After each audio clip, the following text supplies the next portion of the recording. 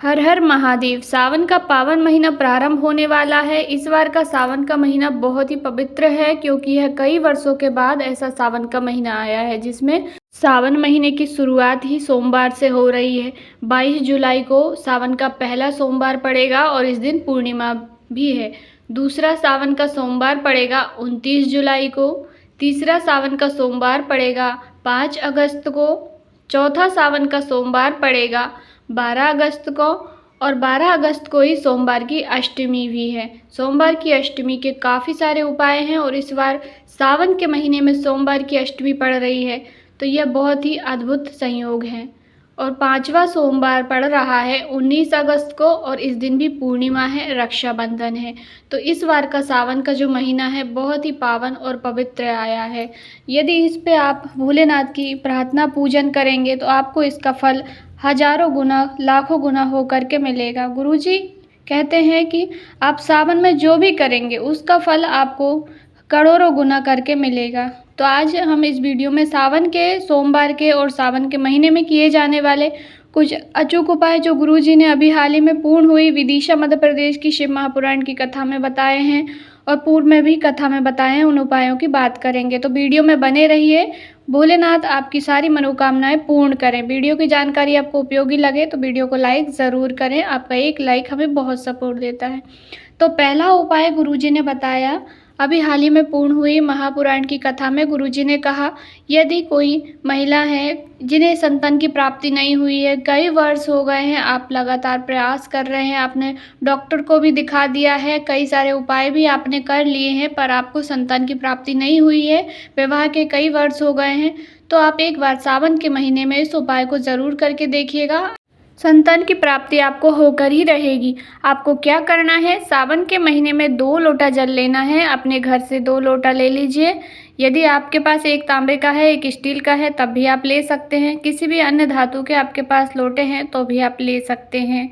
आपको 2 लोटे जल लेकर जाना है भोलेनाथ जी के मंदिर पहुंचकर आपको दोनों लोटे को अलग अलग हाथों में ले लेना है।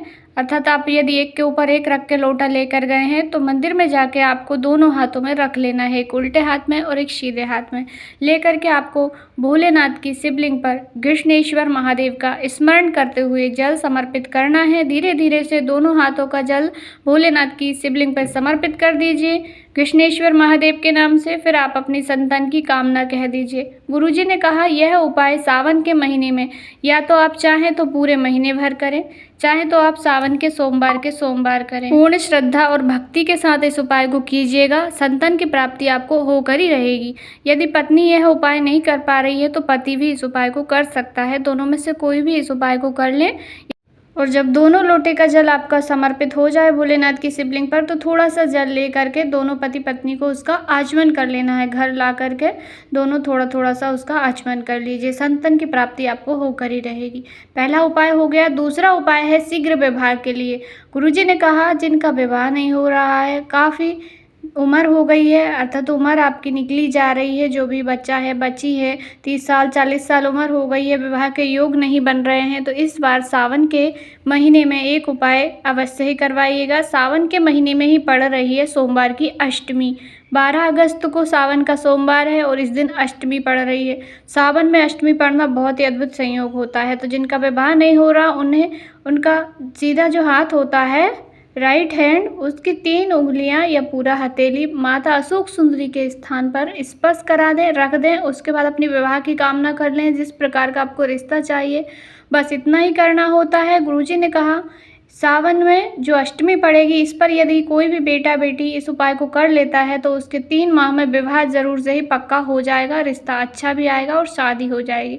यदि आप इस अष्टमी पर चूक जाते हैं तो आप किसी भी सोमवार की अष्टमी पर इस उपाय को कर सकते हैं, पर केवल सोमवार की अष्टमी पर ही इस उपाय को करना है।